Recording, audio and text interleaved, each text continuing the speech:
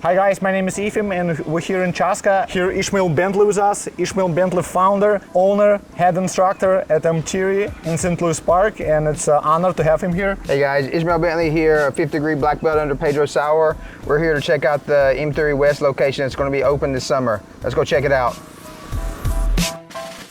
So here's a space, here's a big mat. We got a half wall to separate common area from the mats. No shoes on the mat, rules number 1. I do live 5 minutes from here, and right now I drive 25 minutes to train at M-Theory. But if I could get the same kind of training, same culture here in Chaska and saving the commute, that would be awesome. Yeah, that's our goal, is to spread the way M-Theory does Jiu-Jitsu across the Twin Cities. So we want everybody to have the opportunity and not have to drive so far. You know, the headquarters is in St. Louis Park, and we want everybody to have that ability. So if you're in Chaska, Chanhassen, the surrounding area, this will be the gym to train at. So we want people to be able to come here and get the same kind of training they'd be able to get if they come to St. Louis Park and come to the headquarters. So that's our goal. 2 mat spaces. How much total mat space? So it's close to 1,800 square feet. We got a small mat, we got a bigger mat, so we could have 2 classes at the same time, kids class, adult class, beginner class, advanced class. So we'll have to figure it out as it goes, but this is exciting. And all Zebra mats, right? Yes, we got sponsored by Zebra. Zebra #1 mats. So we're not only taking same culture from M-Theory, we're taking same mats and the same color scheme and everything. So yeah, Zebra's great. Like, I don't think people, we'll probably use those mats forever. So, the ones we have, they'll probably last, 15, 20 years. Zebra was awesome. They came in, helped us do the install, helped us do the layout. Plug for Zebra if you're looking for mats. Those are the people to talk to. So you guys you'll love them. And also we're gonna put the cage. It's like open to all the lights, and you could see the train from down below, what's happening. Yeah, and as you guys can see, like, it's a big open, open doors. That's a huge deal. It's like the lighting just changes the culture and the vibe in your gym when you've got like light coming in and you're not don't feel like you're in a dungeon all the time. So everybody's a little bit happier, which is, you want to be happy in Jiu-Jitsu. Yep, and we're gonna have the same playlist. Same music. Maybe not, I don't know. We'll see. It's up to debate. We'll see how much tool people can take. So our friends are waiting for us. Drew's here with his grill. We're gonna have some barbecue, talk about Jiu-Jitsu, about M-Theory. We'll go check it out. Yeah, it's gonna be awesome. Hope you guys listen to the podcast. So we're gonna have a grand opening in August. We're gonna have soft opening in June, and today we're gonna have soft opening / Dan's birthday party. Yeah, so it's all gonna be here pretty soon. That smells so good. I smell some barbecue. Yeah, I think there's barbecue around the corner. Dan, whoa, Drew, Matt Browse. Hey, how's it going? What's up, guys? Lemonade stand, Baby barbecue. Nova. Have a seat. Thank you. What's up, Dan Manosak, Chef Dan? So we got chef, we got grill Casio master. class.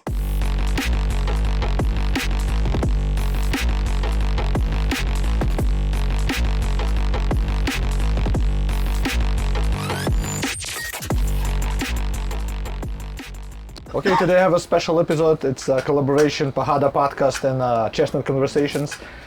We got, amazing guest, Ishmael Bentley, founder, owner, head coach of M-Theory Martial Arts.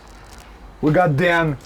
People asking him to be on podcast. He was always saying no, and today he made an exception. We got Drew and his grill, and we did some nice barbecue. Could have done sausages, but whatever. So we're gonna talk about M-Theory Martial Arts and about new gyms that's coming up in Chaska. M-Theory Martial Arts West. Ishmael, name M-Theory. What it means, and how you describe it. So M-Theory is a term from physics that basically means theory of everything, is one of the ways it's commonly interpreted. So when we opened the gym back in 2013, I wanted people to feel like they could, whether they wanted to come to Jiu-Jitsu for self-defense, get in shape, they wanted to compete, whether they were a kid, whether they were a dad or a mom, whether they were somebody that's training twice a day, 6 times a day, it was a place everybody could come to. And it didn't have to be like you had to come in and think, oh, it's a competition gym or it's not a competition gym. So when we developed like the class schedule, it was based on basically we have classes for everybody. So that's where M-Theory comes from. What about ecological approach? Do you have a space for them too? Ecological we have guys? space for everybody. Sunday, 8 a.m. 9 a.m. now. So culture of the gym is very important, and M-Theory Martial Arts West, it's a part of interior martial arts, so taking the culture and have it, space for everyone is pretty cool. Yeah, culture is everything. If you want to have a successful gym, you have to have the right culture. If you don't have the right culture, I can guarantee you will not have a successful gym over time. Lucky for us. Lucky for us. How important to have kids classes? When we started the gym, it was mandatory. We had kids classes Monday through Saturday. So part of that was short-term vision, long-term vision. Long-term vision, we wanted those kids to eventually just become, quite honestly, better than jiu-jitsu than any of us could ever be, because they've been doing it since they were 4 and 5 years old. So that was kind of the long-term vision. Short-term vision, we wanted the gym to have kids. Kids just bring a different levity to the place. So we wanted everybody to be around kids and see kids in the gym before the older people come in and train. So we wanted to make sure that when a parent came through that wanted to do jiu-jitsu, they also saw that, oh, I can bring my kid here because they have kids classes. So when we started the gym, and I still teach, most of the kids classes, but when we started the gym, I taught every kids class. So, and for months, that was often one kid in a class. So it basically turned into like a private lesson, right? But we never swayed from that. We never decided, well, this is a lot of work for me, like we're gonna go to like having just a few kids classes.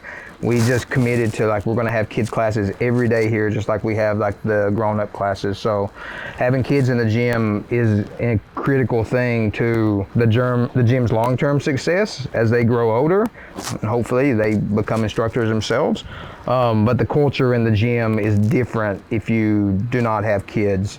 And again, we want everybody to feel comfortable, whether their kid is 4 years old and they're training or whether they're in their 60s, right? We want everybody to feel like somewhere Monday through Saturday there's a class for you to do jiu-jitsu.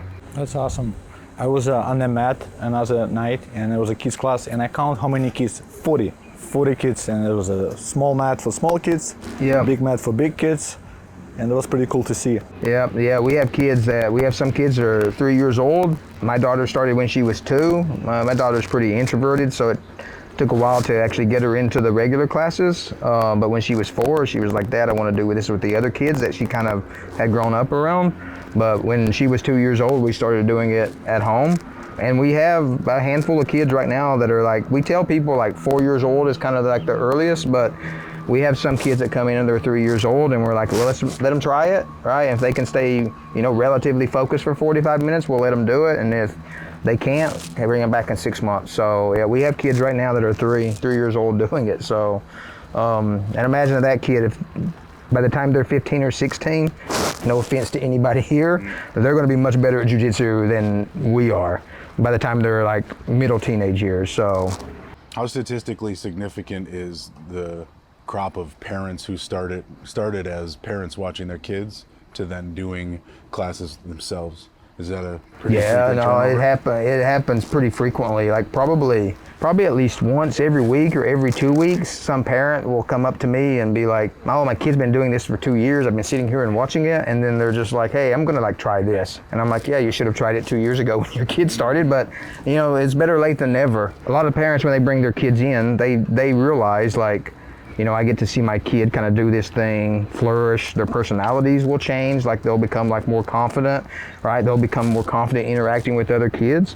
But then the parents just kind of see them grow and they see the growth in their kid. And then they start to recognize like, oh, this is something I can grow from as well. But one of the big things is the bond between the parent and even though they're not training together, they have this thing they can talk about when they go home together. Right, and a lot of the parents, they end up buying mats and putting them in their basement and they train in their basement or they train in their living room. It does more than just like, I see them doing something, getting something out of it, I'm gonna get something out of it. It creates this bond. Like my daughter, like to be honest, like she does more jiu-jitsu than I do at this point, right? So when Valentina goes to class, she helps teach the kids class, then she does the essentials class, and then, she'll do the advanced class. And then I'm there on Saturdays now, but there was a period where it was like, okay, I want to have the weekend off, right? Because I'm at the gym and I've got a lot of other stuff going on.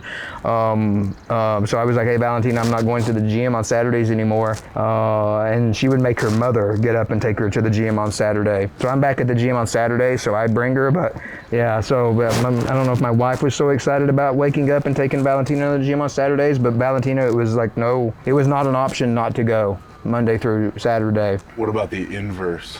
People sign up and then a year later they realize I got to get my kids here too. Is that happening? Yeah, it happens. It for sure Same happens. Yeah, which is interesting because a lot of parents when they start, you know, and they start to like realize like what they're getting out of this, just not like physically, but like what they're getting from this, like mentally and emotionally. Right? You know, I tell people this like all the time. Like I've trained with, you know, over the years people that are like 350, you know, 400 pounds, and it's one thing to train with somebody that's that big that doesn't understand jiu-jitsu.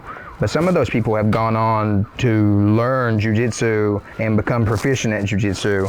And I used to tell people that I worked with, and people that are older, they learn this when they start doing it.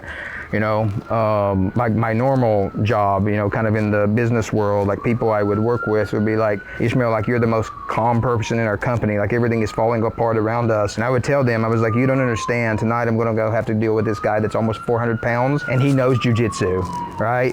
Like that's a much bigger problem than what we have to try to solve here. Huh? That's what you said to them? Yeah. It's true. Then you were saying, I wasn't saying anything. He was saying that it's his birthday and he would like us to sing him happy birthday. Oh, It's okay. Dan's Do that. birthday. Happy birthday to you. This is good content. Yeah. This is the worst happy birthday ever. Happy birthday. Thank you. I mean, I never had such a nice birthday. Like we got some barbecue, we got the lake, good Yeah. company. This is Dan's in his amazing. mid-50s now. So tomorrow is my jiu-jitsu birthday, though. I started jiu-jitsu the day after my 33rd birthday. So it'll be 6 years. I feel like she zoomed in on me. May 15th, 6 years. So Oh, wow. easy to remember. Crickets. Yeah. He's like, Oh, 6 wait. years tomorrow. No one said it. Where did you wrestle, Dan? I was most improved JV wrestler sophomore year at Apple Valley High School. So even more improved than Ryan Pallenbaum. I don't think he got that award. Yeah, they only gave out one that year. So Sorry, Ryan. he was on varsity. He was pretty good. He's still pretty Yeah. good.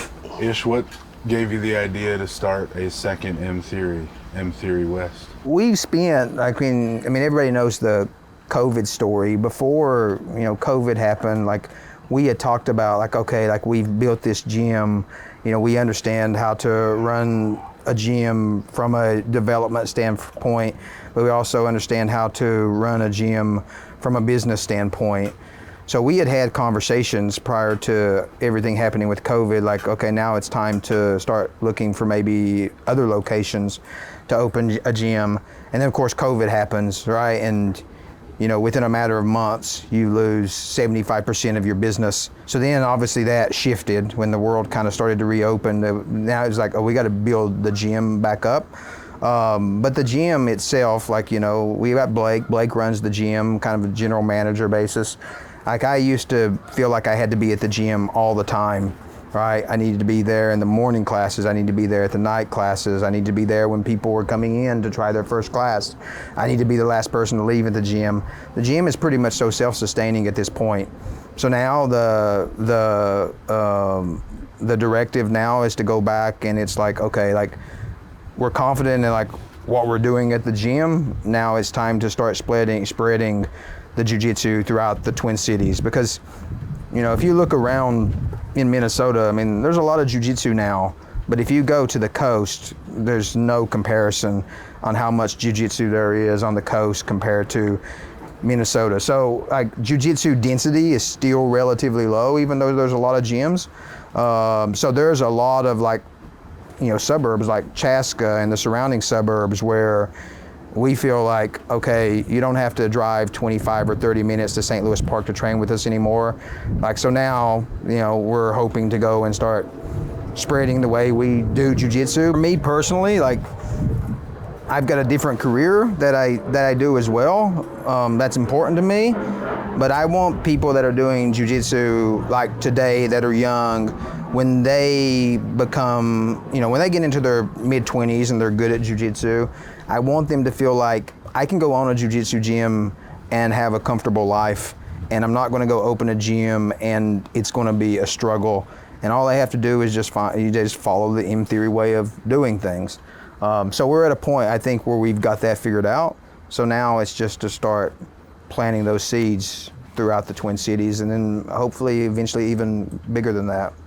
Is that actually the goal? Have kind of an east, south, northwest type of thing, all the corners, so to speak? I'd love to have them all over the Midwest eventually. Beyond the Twin Cities. Yeah, right. And we want people that, you know, are kind of come up in our system of the way we do things, that, you know, when they get to a point in life and it's like, well, maybe I want to own a gym.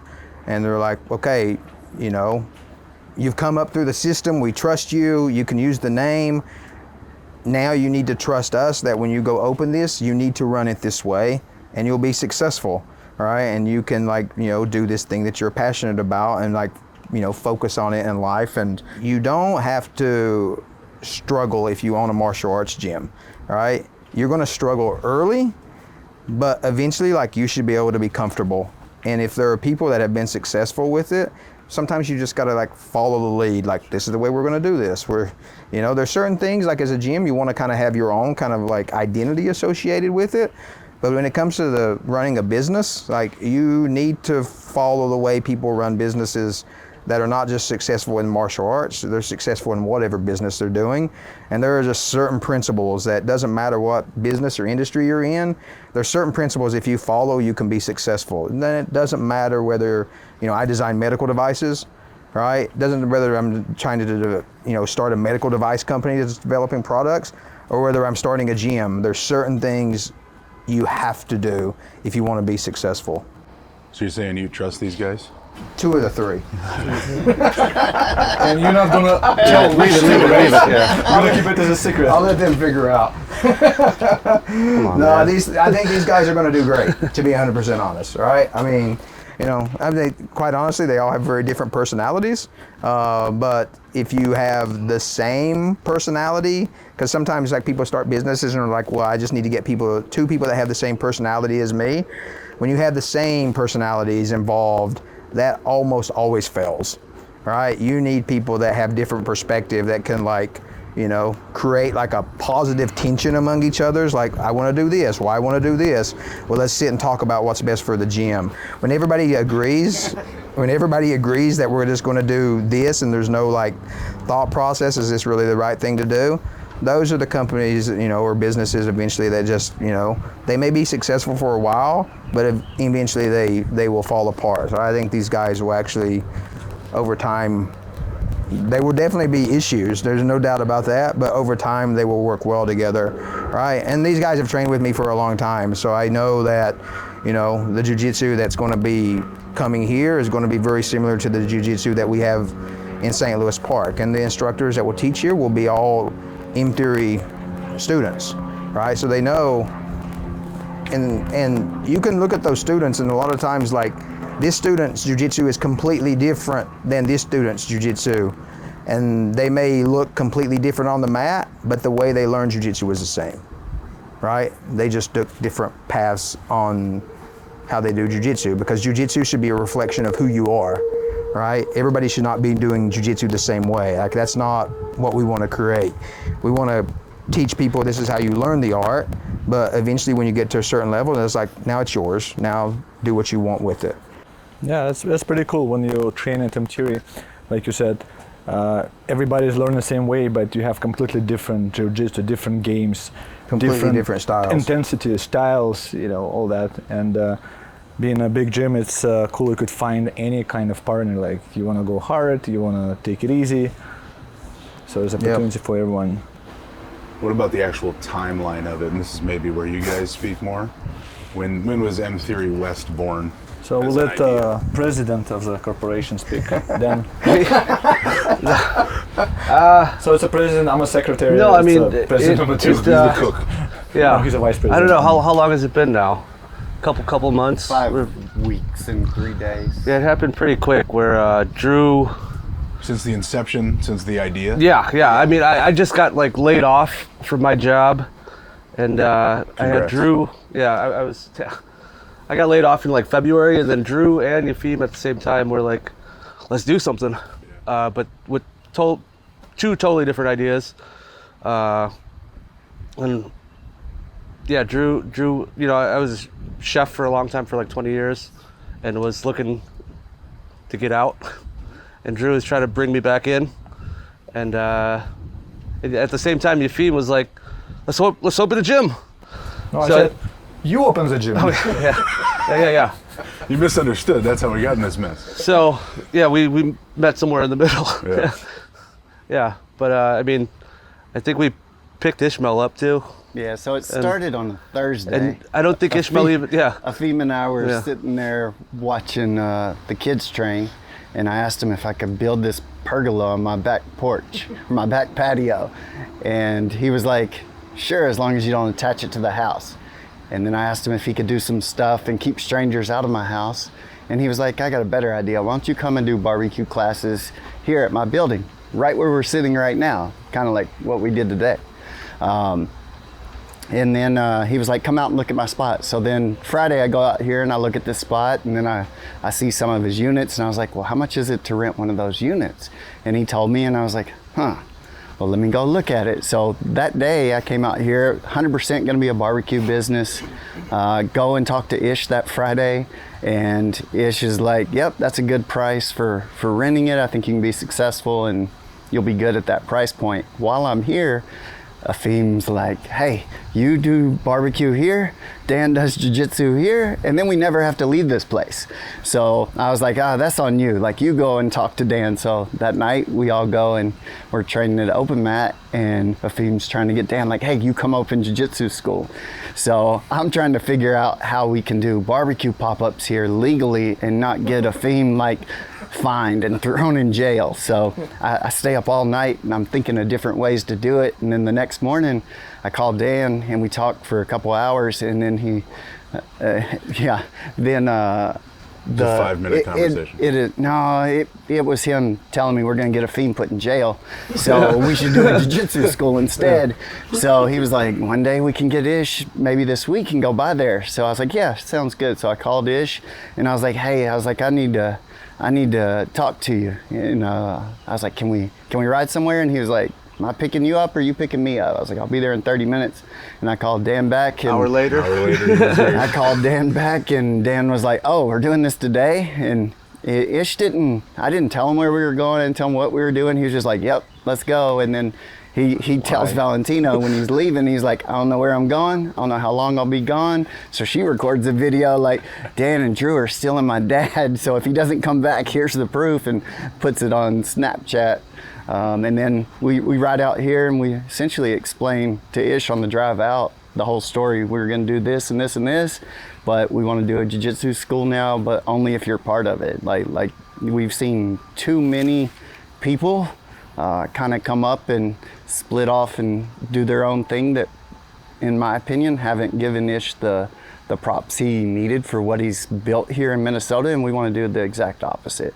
We want to make sure that he's part of this 100%, and we learn from him so we don't have those mistakes and we don't end up in a 3-year deficit of learning.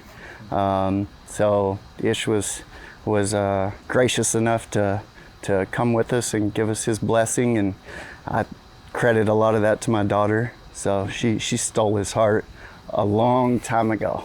So She's here somewhere, but I think we may have lost her. yeah, she's inside saying cool, but yeah. Another argument for kids classes. It's the kid that got the. Yeah, well, but that kid will still be going to Ish's. So I'm having a lot of steal that entrepreneurs from him. on my podcast, and I ask them, hey, how do you success? Like, what's the best way to do it? And they all tell me, you gotta find a mentor. That's huge. Like, you don't have to invent the wheel. You just find somebody experienced who's done it and just ask for help. Yeah, you bring that up. Like, before I came here today, I was literally on a phone call with a spine surgeon that's now in his 80s. And I've got this medical device company I'm trying to get off the ground. Raising money for something like that's not always the easiest thing to do. So yesterday I had lunch with another guy that's probably about 15 years older than me. And I was just getting him feedback on, hey, I'm trying to do this thing, and I just, trying to make some connections, and, and it's kind of a tough time to like raise this amount of money to do something like this. And he was like, you should talk to this person. And this morning I talked to this guy and he walked through what I want to do and what we're trying to do at this company, and he was just like, sounds good to me, let me make a few calls and then I'll line all these people up with you. Both of these guys are pretty much so retired at this point. One's entrepreneur, one a neurosurgeon.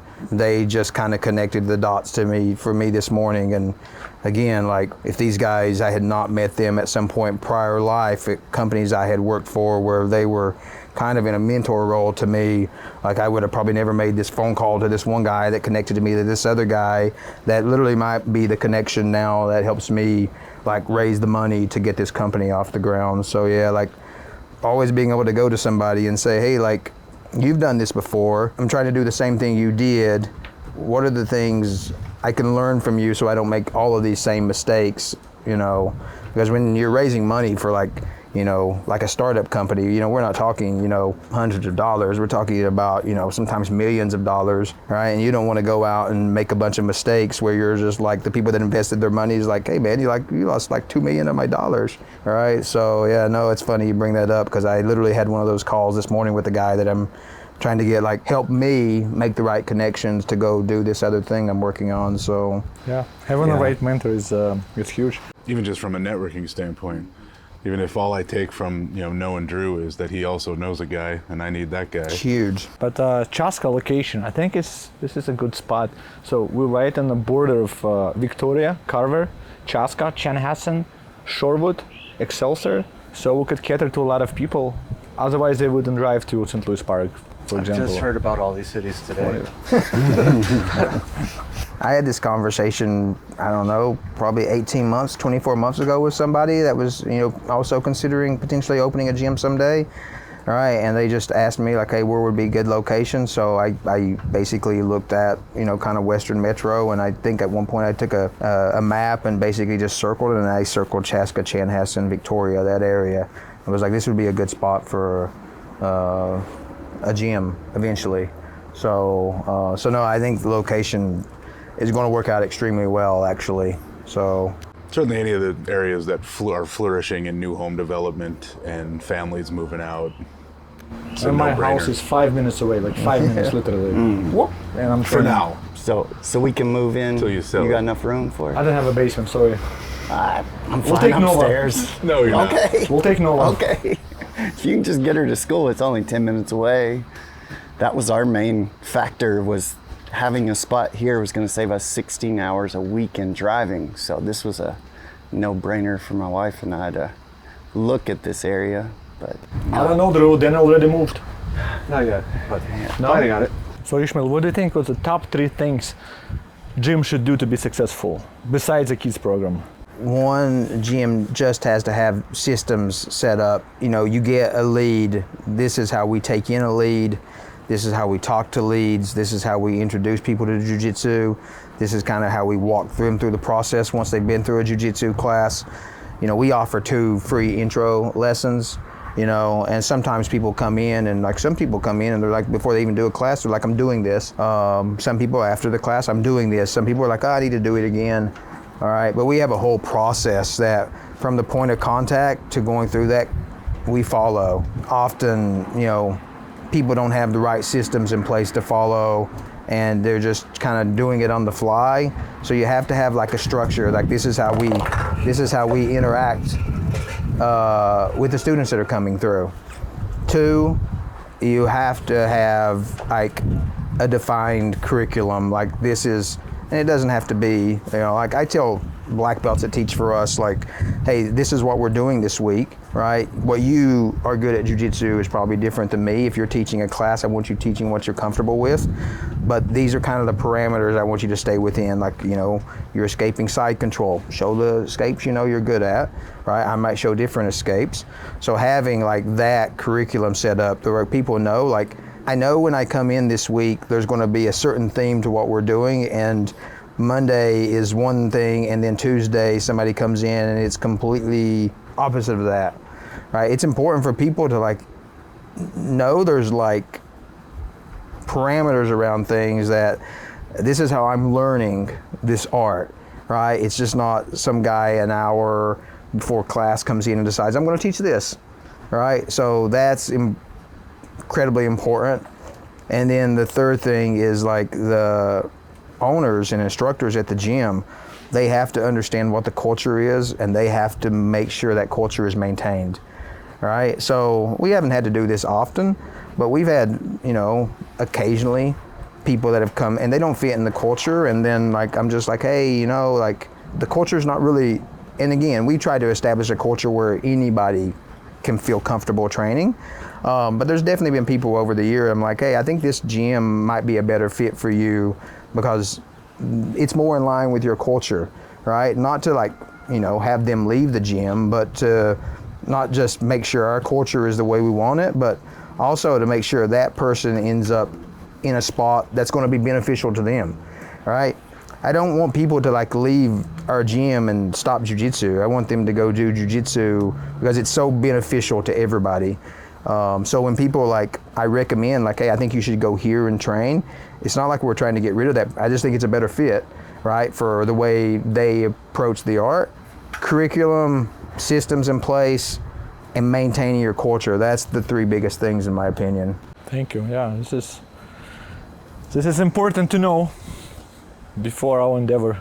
The moment someone walks in the door in any kind of a gym industry thing, it seems like you're officially on the clock for convincing them to stay, and it gets harder and harder and harder. Yeah.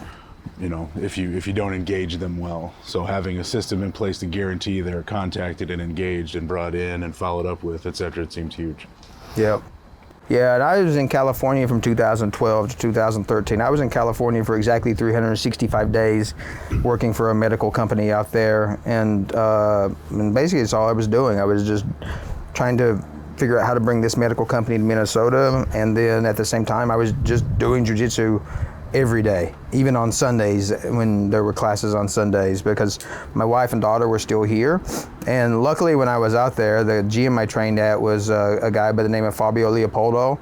Fabio and I became pretty good friends, and just as I started to decide that I might open a gym, I could just ask him, like, hey, what are the things, you know, you thought went well? What are the things, you know, were a struggle? You know, so I could just go to him and like get advice. Like I was like, I'm just not going to go open a gym. I'm going to get advice from somebody that, you know, at the time I think he had 4 gyms in that relative location. So, and the one I was training at in Ventura, California, there were people there all the time. All right, so I'm like, oh, this gym appears like pretty successful. So this guy's probably learned a lot of lessons on how to do this the right way.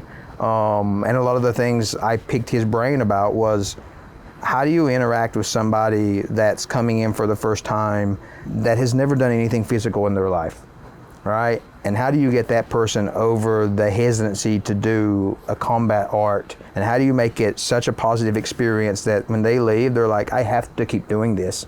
It's one thing when somebody comes through and they're an athlete, right? But again, like, I want the best athletes in the gym, but I also want the people that they've never done any kind of sport. And because jiu-jitsu makes such a difference in your life, regardless of your athleticism or regardless of what you've done in your past, right? And you guys have all seen like some of the people that have come through our gym over the years that don't necessarily have an athletic background, but they do it the right way, they stick with it, and then 7 or 8 years into it, you would never know prior to doing jiu-jitsu that person had never done anything athletic. They turn into monsters, right? So, and that's what we wanted to create. So when I was out in California, these were just some of the lessons I learned. So when we started the gym, I just knew like there has to be a way to interact with everybody that walks through the door the first time, right? From the person that, you know, has wrestled or done some other type of martial art that has experience, to the person that getting out of their car and coming through that front door was a challenge, right? Because they're just like walking into this facility where they see people grappling, and how do you systemize it so you interact with all those people to make them not want to leave? It's incredibly important. I'm very excited about the gym. We're still gonna be at Theory in St. Louis Park on Friday night. Then this is the schedule. What the schedule looks like? The schedule, I got like a bunch of different schedules written, but I mean the important thing for us was to take Friday night off still, so that we can come to Theory St. Louis Park and still be a part of that culture and earn our stripes. But we didn't just because we wanted to start our thing, we still wanted to be a part of, you know, the original. So we don't want to totally move away from everybody. So give ourselves that one day for now, and then we'll see how it goes in the future. And that was probably the biggest question that I got was, oh, you all are leaving? You're leaving? I was like, no. They're like, Nova's leaving? No, we're still here. Like, Nova will still be here every day. She's the assistant gym manager for Blake, and he was worried he was going to lose her. So no, like maintaining that friendship is not an option. Yeah, jiu-jitsu gym culture can be really, really weird. Because I've been, over the years, and I've traveled a lot just from all of my other stuff, and I've been in every state in the United States. And when I was younger, every time I would travel and go to a state, like, okay, I'm going here on business. Okay, I'm going to find a jiu-jitsu gym to go to and train tonight. Right, so I've trained at a lot of different gyms over the years, and then made a lot of friends that people in other states that I still talk to, and if I'm at a tournament I see, and maybe I only see them once every 2 or 3 years now.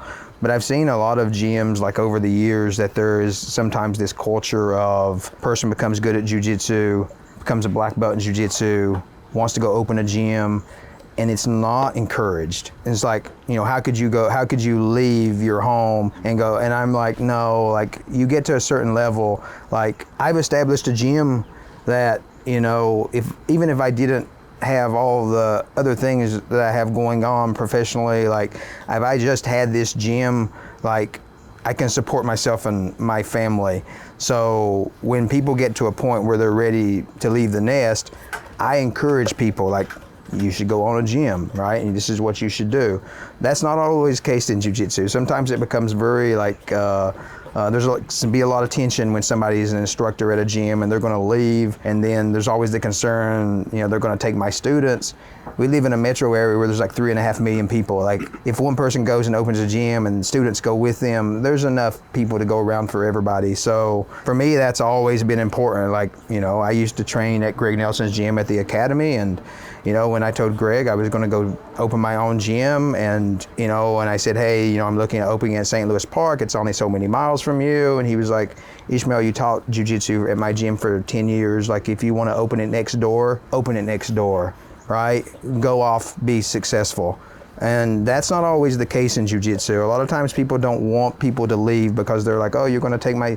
There's enough for everybody to go around. So people that own gyms, they should want to see their instructors, their students eventually go off and establish their own gyms and kind of spread your brand, right? And not be short-sighted about, they're leaving and potentially taking students from me, or now I lost an instructor. We should all want people to be able to, if they're passionate about this, go make a living doing this and go be successful, and don't try to keep them at home. Let them spread their wings. So, and for me, that's always been important, right? And there's been some people over the years, to be quite honest, like, I've tried to encourage, like, you need to go open a gym. Maybe sometime in my life, I'm just not ready for that, right? So I've taken a little bit of a different approach, like, go do this thing, if this is really what you want to do. And that's unfortunately not always the case. I think in jiu-jitsu, I think it's become better over the years. Like, people just understand there's so many people doing jiu-jitsu now that we can all flourish, right? We don't have to be antagonistic to people that may have a gym 5 miles from you. Like, there's enough people that we can all be successful doing this, and we can all be friends doing this. So, these guys are going to open a gym, but to be quite honest, like, in 10 years, I hope there's 25 of these in the community where these people all came through M Theory, they all have gyms, they're all successful, and then their students kind of get the same direction.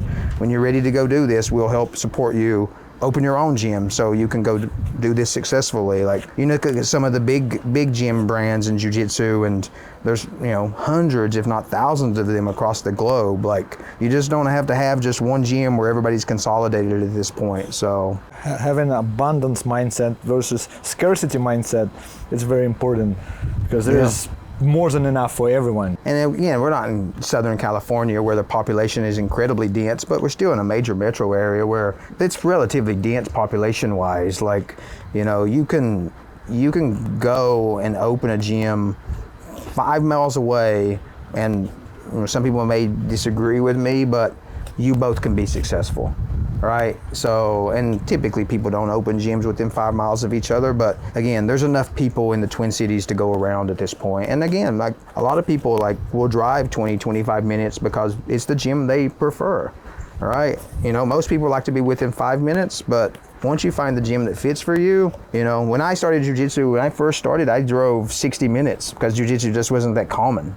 You know, when I first started, and I'd drive 60 minutes each way to go train at this gym because there just wasn't a lot of jiu-jitsu. But I enjoyed training there. So I was willing to like make that drive because that felt like home to me. And we're hoping eventually, like there's so much in theory jiu-jitsu around the Twin Cities, everybody's within 5 minutes of one, right? You don't have to drive 20 or 25 miles to find one, so. You think about like the city of Plymouth where I live is like almost 82,000 people, and I need a couple hundred people to sustain a small gym. Yep. Sounds like we could probably pull off a lot of gyms. Yeah, and I've seen like you know, when I was in California, 2012, 2013, jiu-jitsu was just blowing up, right? It was a thing to do. Like, you know, kids would go into high school and they would come and do jiu-jitsu because jiu-jitsu was a cool thing to do. As opposed to playing this sport, I was like, I'm gonna go do jiu-jitsu. It's like a cool thing to do. So when I came here and, you know, we opened the gym in 2000, that wasn't the case in 2013, right? But that has started to shift. Right, so, you know, and no surprise, like the Midwest is often behind trends on the coast. So now we have seen people come in over the last year and a half, and they're bringing in their kids because their kid has specifically said, I want to go do jiu-jitsu, right? So you're starting to see that in the Twin Cities now, where jiu-jitsu is a cool thing to do and people want to be a part of it, which I knew that it would eventually happen. It was just how long would it take to that trend to start to happen. So now, like when you look at the people doing jiu-jitsu in the Twin Cities, the number of people doing jiu-jitsu in the Twin Cities 5 to 6 years from now will be double what it is now, right? So there's opportunity for people to go have these gyms and still get in when the sport is growing and it's hot, right? Because if you go to California, it's still growing. Probably not at the same rate it was a few years ago, but it's still a cool thing to do, right? We're kind of on the precipice of that. So like, now it's a cool thing to do because we had a guy many years ago that we still see occasionally, and when his daughter, I was like, oh, your daughter's going to be really, really good at this. And then when she became a teenager, she stopped doing it. And then finally I was like, well, why'd she stop doing it? And she came to me and said, Dad, it's not cool. Oh, wow. The kids at school don't think it's cool, right? That's not the same anymore. Jiu-jitsu is cool now in the Midwest, right? So we're kind of in that, because in California, when I was there, you know, it was cool. Like you'd see like kids like on advertisements, advertising businesses, like in their jiu-jitsu gis, right? Jiu-jitsu is becoming that now in the Midwest. So for you guys, it's perfect opportunity. It's like the right time, like, you know, soccer, baseball, football. Oh, my kid wants to do jiu-jitsu along with these things. Yeah, doing jiu-jitsu is awesome. I have 3 daughters. All of them did or doing jiu-jitsu at, you know, a certain degree, and I think it is very beneficial. Ishmael, what's the 3 top benefits for kids doing jiu-jitsu? 3 top benefits for kids, probably depends on the kid. The one thing that I tell parents that, you know, we see kids come in and at the end of the class, they're happy. But the next time we see them, at the start of class, they are not happy. It's like, oh, I don't want to be here. And at the end, they're always happy, right? So the one thing that I tell parents that kind of are living that struggle, like I would tell them, hey, tell your kid, right? You're going to do this. I want you to do this. It's going to be good for you. At a certain age or certain point, maybe you don't have to do it anymore, but you're going to do this for this period of time, right? You're going to develop this skill set, and you're going to do it, let's say 2 times a week. You can do it any 2 times of the week you want. I'm not going to tell you when to do it, but if you take off Monday through Thursday, then you're doing it. It teaches them to like start to like plan and develop like responsibility. Like, okay, I don't want to do it today. I don't want to do it today. Oh, I've got to do it twice. So now they start to think like, okay, what are the days I like to be there the most? So the one thing I think, if you manage it the right way, and again, we have some kids that train every day. This is just what theirs is their thing, right? Which is great. But the one thing I think it helps younger kids start to understand is it helps them start to plan out things in their life, and it teaches them responsibility. So that's one I think sometimes people miss. Like if you do this the right way, it can teach your kid really early in life how to plan things in their life. And for people that are like entrepreneurs, you understand the ability to plan your entrepreneurial activity often is what determines whether you're going to be successful or you're not going to succeed. So that's one I think sometimes that people overlook. The one, the cliche is confidence. Like it's cliche, but it's true, right? Just like when you see kids that have been doing it for a while that may not have a lot to say, right? But when they need to stand up for themselves, they can, and they know how to do it the right way. So that's the second one. And then the third one, people that have done jiu-jitsu for a long time, they know this to be true. The ability to solve problems in a stressful situation, right? And that is everything in life. As you get older and you get married and you have a job and you have kids and you have all these things that are kind of come down to you at one time that are stressful and make you uncomfortable, Jiu-Jitsu teaches you how to solve problems in incredibly stressful situations. That carries way beyond what happens on the mat. Carries into everything you do in life. So I would say planning and responsibility, confidence, and then problem solving are the three things I think kids get out of Jiu-Jitsu the most. Problem solving is huge. In my business, 6 years ago I started doing Jiu-Jitsu together with Dan, and I think the way I approach business changed by a lot, because there's a lot of things happening, and staying calm and trying to solve it, changed a lot for me. So as far as adults, what's the 3 benefits for adults?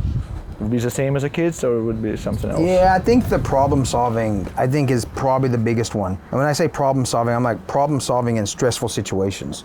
Like, feels like the world's falling apart around me. Like, maybe I'm involved in this company and like company's not doing so well, and there's gonna be massive layoffs, and how do you approach that? Not just within a company, but like, what if you're a part of those layoffs? Like, okay, what do I do after? Like solving like that problem in my life in a stress-induced situation. 2, I think Jiu-Jitsu, even if you come from a non-athletic background, doing Jiu-Jitsu teaches you how to physically take care of yourself. And I'm not talking about self-defense specifically. I'm talking about how to move, like in certain situations when you've got another person's body and they're trying to move you. Like, how do I take care of myself physically? Like, how do I keep myself in a situation where I can continue to train so my body starts to act in ways that would be abnormal for somebody that doesn't do Jiu-Jitsu.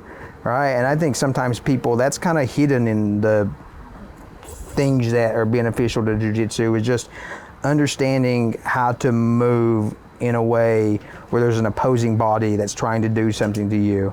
And a lot of people probably don't even realize, like, you've learned to move in a way now, like, I've seen this. I've seen people fall, right, that do grappling, and I've seen people fall that don't do grappling. And I'm like, that person would have broken their arm if they didn't do Jiu-Jitsu, right? And if that person would have been a non-grappler, that person probably would have been hurt right now. And they probably don't even know, like intuitively, my body kind of knows how to protect itself. Third benefit is, and again, very cliche, but your Jiu-Jitsu, you have your Jiu-Jitsu family, and then you have your family. And a lot of people would tell you they're closer to their Jiu-Jitsu family than their actual family. So the community that's built to Jiu-Jitsu is incredibly unique. And I've been doing Jiu-Jitsu a long time, and it's one thing when you're, been a black belt for, 19 years, and you go to a city and you go into a gym. But even when I wasn't a black belt and I would travel and do Jiu-Jitsu and I would go to a gym, right? Even gyms where the training was notoriously hard, at the end of it, you're part of that community. Like, you're like welcomed in, all right? And so when I went to California in 2012 and my wife and daughter stayed here, as soon as I walked into that gym, they made me feel like I'm a part of this gym. So, and I'm not a person that's going to go out and like introduce myself to people outside of what my regular life.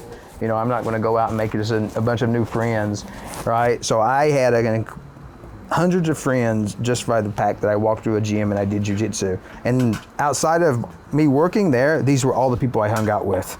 We did Jiu-Jitsu together, we went to lunch together, we went to dinner together. So you walk into a community where you already have like a network of people like you can rely on. that is incredibly unique.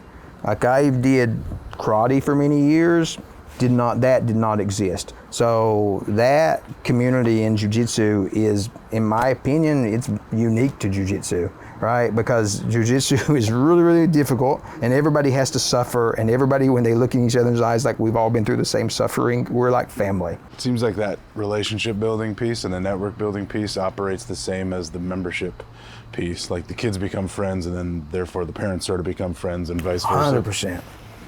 Yeah, 100%. I didn't know that happened to you during karate. I'm sorry to hear that. How many friends has your wife thrown you into being friends with? Because I know I moved here, and 2 weeks later, I was invited to your house for your birthday. Yeah. And I had no idea, like, I thought it was gonna be the whole gym going to Ish's house for a birthday party. And next thing I know, it's just me and 3 of his black belts. And I was like, oh, this is awkward. But I cooked him some pork belly burn-ins and had no idea pork belly was his favorite thing in the world. And then I found out, and he's been forced with me ever since. Yeah, like my wife is like pretty, very, very opposite of me. Like my wife just like flourishes in like big environments, and Minnesota, you know, is very famous for its state fair. I hate that thing. My wife loves the state fair. She loves just being immersed in just massive amounts of people, and you go to get this and you go to get this, and then I don't remember actually the last time I've been several times just to kind of make her happy, but she flourishes in that environment. So and our daughter does jiu-jitsu. You know, again, my daughter's probably at the gym more than I am. So we're very closely tied to the gym, just not through me owning the gym, but our daughter being in the gym. So my wife is often around the gym, and then my wife has never walked into a room where she couldn't make friends. So as soon as she walks into the room, you know, she meets Drew, or she meets somebody else coming into the gym, and the next thing you know, on a Friday night, it's like, hey, I guess we're having dinner together. But again, like that's an important part of the culture of our gym, like, because I've seen this, like I've seen like gyms where there's somebody running a gym, or the person that's at the top of the gym, like the students don't feel like, outside of them being an instructor, like they can't engage with that person. All right, so I will sit down around when I get done teaching classes often, and like people have questions, they can ask me questions. That's not always the case. So, and that is a large part I can attribute that to my wife. Like my wife wants people to feel comfortable. They want people to feel like they can talk to her. They want people to feel like obviously they can talk to Blake, but that also kind of like translates over to me, like, yeah, I'll stay around and ask whatever questions you have, like, you know. So I don't want to be somebody who walks in, teaches class is over, gone, right? So culturally, it's important to feel like, you know, this is not the owner of the business and the person that's teaching the classes, like this person is there for us if we need them, all right? And then the same thing, like my wife will tell you, like if somebody in the gym is struggling with something for whatever reason, like they can approach her, because everybody goes through things in life, right? People have jobs, people lose jobs, you know, people go through divorces, you know, people have issues with their children as their children are growing up, right? But we have tried to create a culture. It's like, no, these people are like a part of our family. It's just not like gym owners, instructors, business owners, and then there's like this separation, like it's all kind of melded together. So to Drew's point, like you meet her, right, and she's at the gym, and she doesn't do jiu-jitsu. I think she's maybe done 5 classes, but she's as much a part of the gym as my wife or as my daughter or me, right? And she will tell you that. She is the co-owner. But that's the culture we've tried to establish. So the Sioux energy at M Theory West is going to be Susanna, Oh, well. your wife? I don't know. I think she's still going to be at Ish's gym. So, but she will be next door Yeah.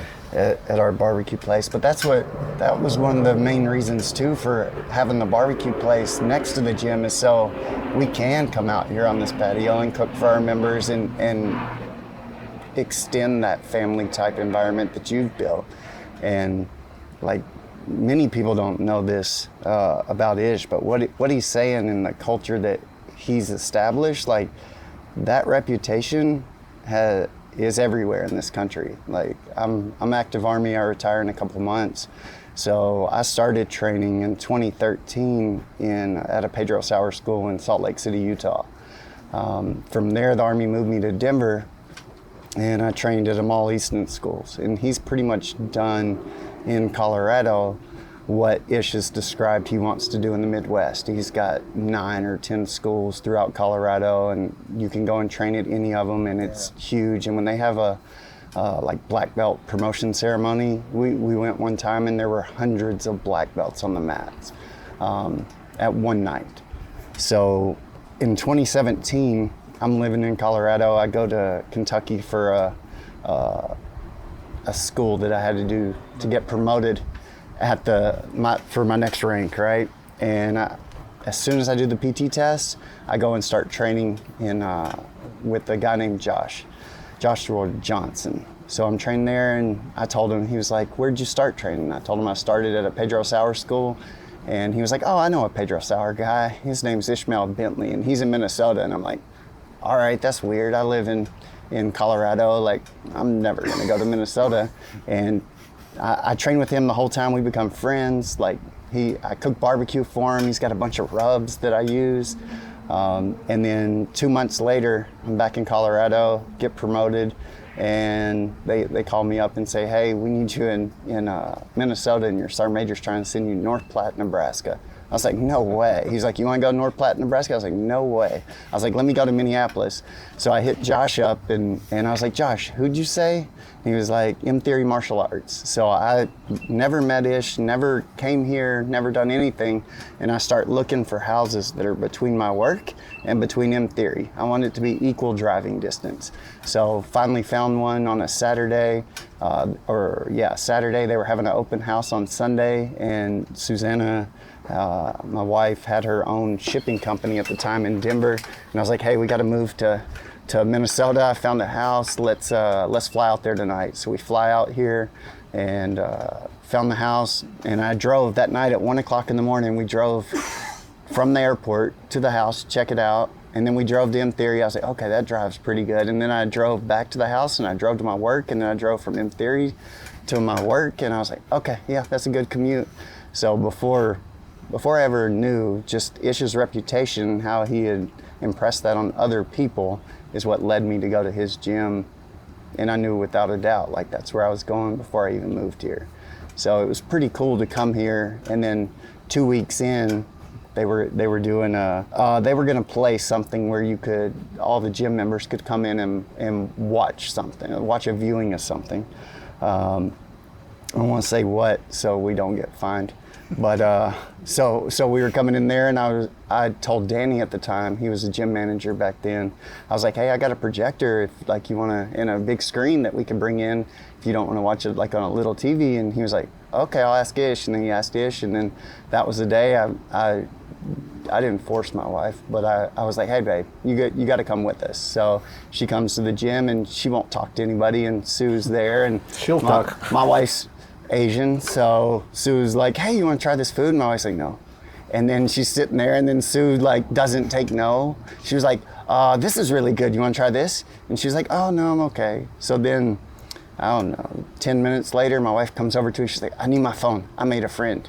And then it was 2 weeks after that, or that next weekend, I guess, is when Ish's birthday was. And next thing I know, Ish is like, "Hey, will you cook for Valentina's birthday the next month?" So now here it is, March, there's 3 foot of snow outside, and Ish is like having me cater well before I planned on catering here. And that's what started everything here and led to me catering graduation parties. And so Ish's presence before I even got here is what led us to this situation today.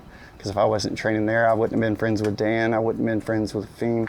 And the cool thing about both these two is the selflessness, right? Like, so anytime I ever needed help with something, like never, no, never, I can't make it. Dan Dan was leaving to go to one of the Dakotas for a wedding, and I needed help doing some catering stuff, and he knew he had to drive like a million hours after we got done. He still came over and helped me do all the prep and everything I need to do.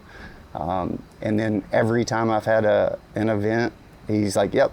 And he saved me many times. He helped me with the wedding for one of the black belts last summer, and I know he didn't want to do it, but he Not helped. fun cooking with you. No, well, we got it done, and yeah. But it's super appreciative, and I mean, I figure if I let Efim take my 3-year-old on the roof of my house with him, then we could probably. Don't cut that. Don't cut that. We'll cut I got it the out. video. I'll send it to you. I'll send you the picture, and you can cut it in. And you cut that picture in. Okay. Oh. But it's Efim sitting on the roof, and then Nova is all the way up at the top of the ladder. And so I was like, well, oh yeah, I got Dan giving my 2-year-old some Coors. Yeah, I got that. We can cut that in too. So I thought we were promoting the gym. yeah. It's It's cool. the culture. It's cool. It's the culture. The both parallel plot lines, though. The barbecue thing that's here and the gym that's going to be here are closely intertwined from inception to today. That's kind of cool. And had they not helped me, then I probably wouldn't have been talking to Efim about the pergola stuff that made him offer to let us do the space here and the people to use his facility that started all this. So I don't know, I'm a firm believer in being good to people and not asking for too much. And for my experience, doing that in the barbecue world for these last however many years has really paid off, because now when we go into this venture, we've got so much that's being donated to this outdoor space, and then being good to people helped us get in with Zebra mats, and Zebra wants to be part of our facility, and we're able to get our mats to us in a much quicker time period. But yeah, so I don't know, just be good to people. That's the biggest takeaway. Yeah, I mean, from our this. connections through the gym is our connection to Zebra, and Zebra's awesome, right? You know, I mean, The best. yeah, I mean, the mats are great, their support is great, right? But that all comes through all these connections. Like the connections you make in jiu-jitsu are crazy. Like, you know, a lot of people just think I'm a jiu-jitsu instructor, or, you know, gym owner, but then people start to like, oh, you do this other thing. And one of the parents of one of the kids in our kids program one day comes up to me, and he was like, you do some kind of medical thing? And I was like, yeah, I developed medical implants. And then little did I know, he's a professor at the University of Minnesota, and he basically runs the medical device analytics department. And he was like, oh, we should probably get together and have breakfast sometime. Like, you know, I had no idea. I just thought you came here and did this thing, but I went on their thing and read your bio, and it's like, oh, like, would have never made that connection if his daughter didn't do jiu-jitsu, right? So we went and had breakfast together, and then along the way, like, I've had some people that have, like, you know, tried to get into his program at the University of Minnesota, and like, oh, let me talk to, his name is Constantine. Let me talk to Constantine, and he can tell you like all the steps you got to do to like go through this process, right? But that again, that's just because his daughter does jiu-jitsu, right? That we kind of find ourselves intertwined in these weird ways. So It's a small world, and grappling community is small, but it's getting bigger, especially in Chaska. So that one year when you were in California, you cooked all your meals. Sue, pay attention. yeah, I cooked for but myself. Is that where you met Hanan? Was it that year? That's where I met Hanan Vital. Was in California. So Hanan and I trained together for, I think he came a little bit after I was there, but we probably spent 9 to 10 months training together. So Hanan's a good friend. So, and he's been to Minnesota several times. He came to Minnesota in the winter once, which is funny. Yes. And Hanan's down in Florida now, running a gym successfully. So, but yeah, Hanan and I became good friends training at Fabio's school. So, and these are guys like I haven't seen Hanan in quite some time, but again, like he's a guy I know that if I needed something, I could call him, and he knows if he needed something from me, he could call me, because we just built this relationship through him trying to smash me for some time. But yeah, we became friends right away, right, just through jiu-jitsu. Like instantly connected.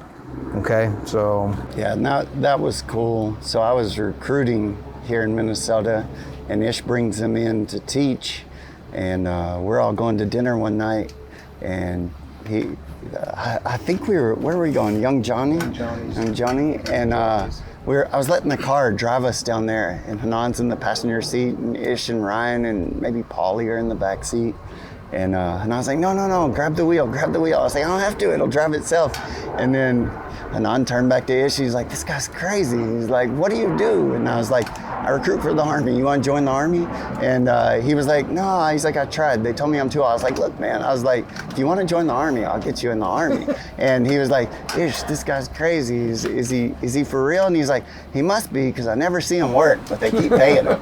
And he was like, he must be pretty good. So I was like, look, man. I was like, I've been number one, like everywhere I've been. I was like, if you want to get in the Army, I'll get you in the Army. So Hanan cancels his flight. He stays here. And he got to join the Army, and I flew out to California for his enlistment. And then him joining the Army, he was in English school and his basic training in his AIT during COVID. So for him, he was just teaching Jiu-Jitsu in California when COVID happened.